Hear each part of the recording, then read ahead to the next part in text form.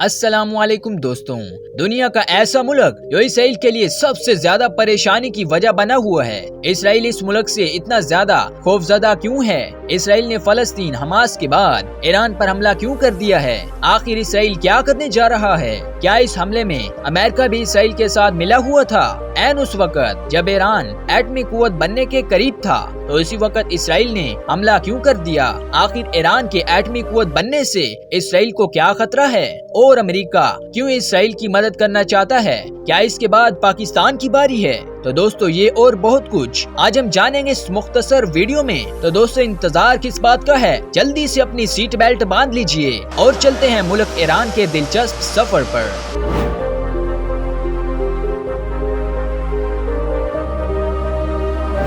دوستوں ایران کا آفیشیل نیم ہے اسلامک ریپبلک آف ایران۔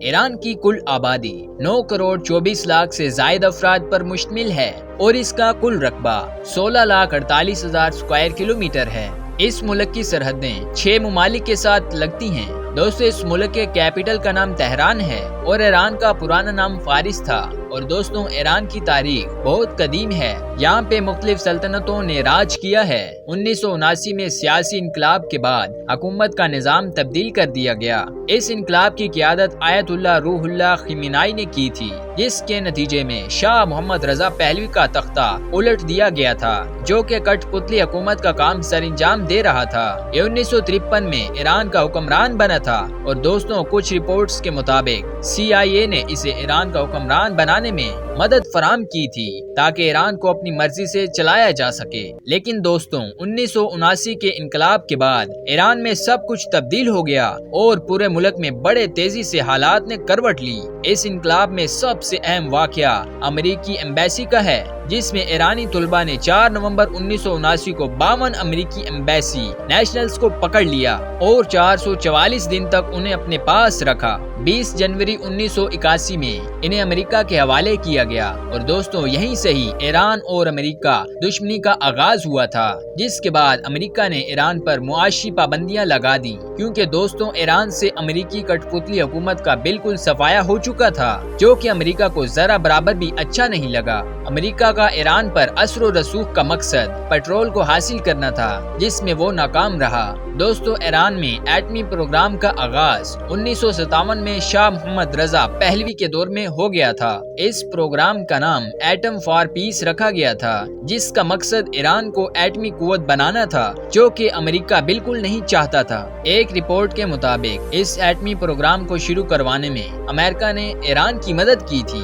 اور امریکہ کی جانب سے ایک نیوکلیئر کارپوریشن ایگریمنٹ سائن کیا گیا تھا۔ لیکن اس دور کے سپریم لیڈر آیت اللہ کا ماننا تھا کہ اس معاہدہ کے ذریعے ہمیں کھوکھلا اور کمزور کیا جا رہا ہے۔ دوستوں ایران کو 1979 کے انقلاب کے بعد امریکہ کی طرف سے کئی معاشی پابندیوں کا سامنا کرنا پڑا ہے، جو وقت کے ساتھ ساتھ مزید سخت ہوتی گئیں۔ انہیں معاشی اور بہت سی پابندیوں کی وجہ سے آج ایران دفاعی میدان میں پیچھے رہ گیا اور شاید اسی وجہ سے ایران اسرائیل کی طرف سے ہونے والے حملوں کو نہیں روک سکا۔ دوستوں ایرانی ذرائع سے یہ بات پتہ چلی ہے کہ ایران ایٹم بم بنانے کے بہت قریب تھا۔ این اسی وقت اسرائیل کی طرف سے حملہ ہو گیا، جو کہ ظاہر کرتا ہے کہ ایران کی اپنی صفوں میں بھی غدار موجود ہیں، اور یہ حملہ یہ بھی ظاہر کرتا ہے کہ امریکہ کو بھی اس حملے کا پہلے سے پتا تھا۔ وہ ایسے کہ حملے سے ایک روز قبل IAEA کی رپورٹ کے مطابق ایران نیوکلیئر پاور پلانٹ کے انٹرنیشنل پروسیس کو فالو نہیں کر رہا۔ اس ادارے کا یہ دعویٰ تھا کہ ایران کے پاس یورینیم کا اتنا زیادہ سٹاک موجود ہے کہ ایران 9 قسم کے ایٹم بم بنا سکتا تھا۔